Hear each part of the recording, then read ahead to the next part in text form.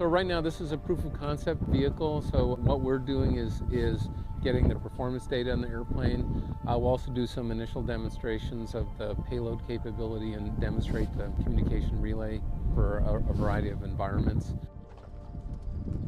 The airplane's 24-foot span UAV. It'll fly for 5 days on station, an altitude of around 15,000 feet.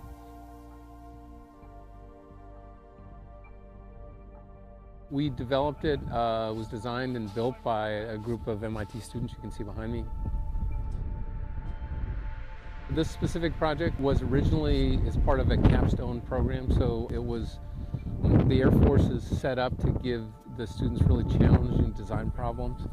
We identified this need for this long endurance UAV. Originally thought it would be a solar powered UAV, but it turns out that those don't work very well in northern latitudes, particularly in the winter.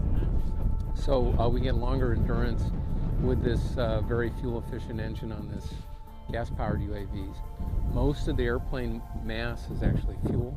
The airframe itself is about 50 to 55 pounds, and then it carries about 100 pounds of fuel for the mission.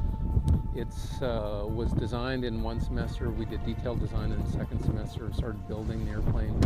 It was built over another semester, and then we went into initial testing in low altitude. And then it actually took a long time to get arrangements to fly at the full weight here in the military airspace.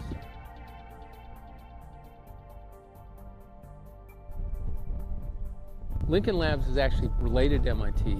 It's a federally funded research and development center for the Air Force. So it officially, Lincoln has the mission to do understanding technology, threat environments, and a bunch of missions, really supporting technical efforts for the Air Force. Lincoln is actually under the MIT Corporation. So there's the MIT main campus, and then there's Lincoln Laboratory. So we're related, so there's a relationship. And in fact, we've created something called BeaverWorks, which is a collaboration between the lab and the academic environments, particularly in teaching and things like that. So what's happened over the past couple of years is that the laboratory, Lincoln Lab, has, due to its interaction with different Department of Defense agencies, identified requirements for new kind of vehicles or vehicle systems. So this is actually the fifth airplane we built as part of that collaboration. So it's the biggest one we've built. Well, I'm Hansman, and I'm a professor of aeronautics and astronautics at MIT.